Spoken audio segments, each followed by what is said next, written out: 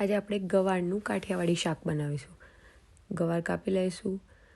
1 મોટી ચમચી સિંગદાણા, 1 મોટી ચમચી તલ અને અડધી મોટી ચમચી સૂકું નારિયેળ લઈને મિક્સરમાં વાટી લઈશું. પેસ્ટ રેડી કરી દઈશું. 2 ટામેટાં લઈશું. આ પીપીના રેડી ચોપ ટામેટો આવે છે, ટીનવાળા એ લીધા લે છે મેં.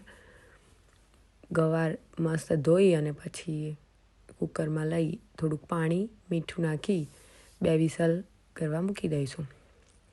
ખાણી રસ્તામાં લસણ, મરચું લઈ એનું પેસ્ટ બનાવી લઈશું. ગવાર તૈયાર થઈ ગયું, વિસલ આવી ગઈ છે. હવે આપણે એક તપેલી લઈશું, એમાં તેલ, જીરું, રાઈ, હિંગનો વઘાર કરી નાખીશું મસ્ત. પછી એમાં લસણવાળું મરચું જે કર્યું આપણે ગવારના શાકની જાન કહેવાય એ નાખીશું. પછી ટામેટાની પ્યુરી જે બનાવી એ નાખી દઈશું.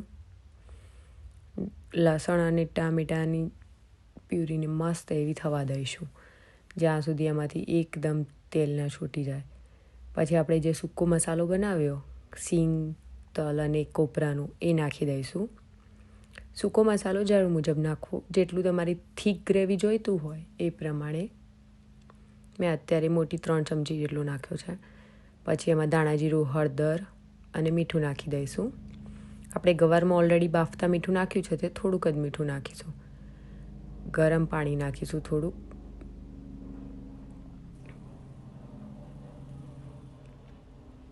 ગોળ નાખીશું.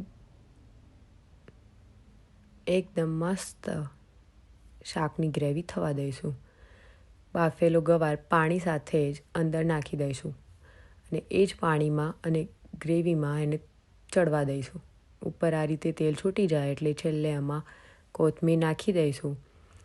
સારું એવું મિક્સ કરી રેડી છે આપણું એકદમ ટેસ્ટી મસ્ત એવું કાઠિયાવાડી ગવારનું શાક.